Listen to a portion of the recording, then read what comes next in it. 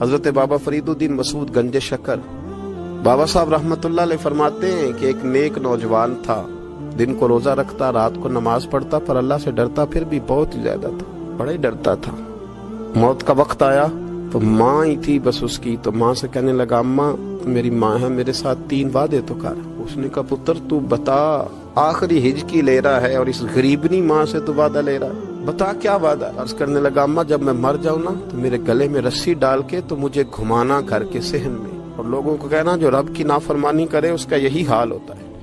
یہ اعلان کرنا جو اللہ کے نافرمان ہوں ان کا یہی اشر کیا جانا چاہیے۔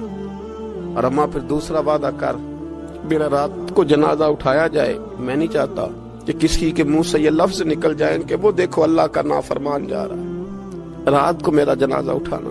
اور اماں تیسرا میرے ساتھ وعدہ کر کہ لوگ مجھے دفن کر کے آ جائیں گے تو میری قبر پہ چلی جائے گی۔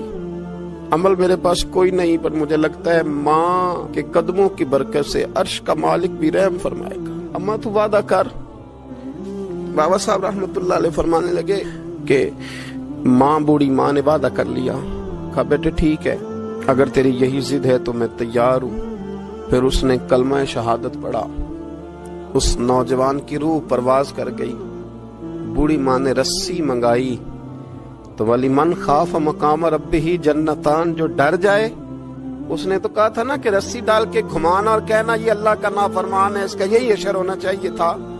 لیکن جب ماں گلے میں رسی ڈالنے لگی تو گھر کے ہر کونے سے آواز آنے لگی خبردار یہ رب کا دوست ہے، اللہ کے دوستوں کے ساتھ اس طرح کا معاملہ نہ کیا جائے، اسے چھوڑ دیا جائے۔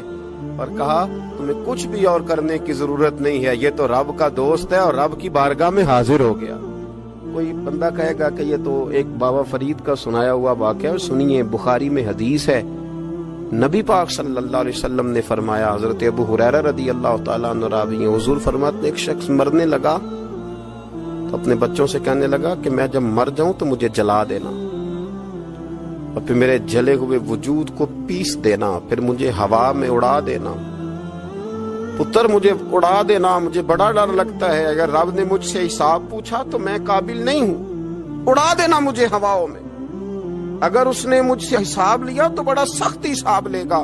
حضور فرماتے ہیں بخاری میں موجود ہے، اس کے بچوں نے اسی طرح کیا، اس کے مرنے کے بعد اسے جلایا، ہوا میں اڑا دیا۔ اللہ کے محبوب فرماتے ہیں رب کریم نے حکم دیا زمین کو کہ اس کے ذرات کو جمع کرو، زمین نے ذرے جمع کیے، خدا نے حکم دیا تو اس کا وجود پھر سے اسی شکل میں آیا۔ تو رب کریم نے فرمایا یہ جو تو نے وصیت کی تو کیوں کی؟ اللہ جانتا ہے کہ نہیں جانتا؟ یہ کی تو کیوں کی؟ تو وہ پڑا کہنے لگا اللہ میرے اندر تو طاقت نہیں تھی تیرے سامنے کھڑا ہو کے حساب دے سکوں، تجھے منانے کے لیے تیرے خوف سے ڈر گیا، میں ڈر گیا۔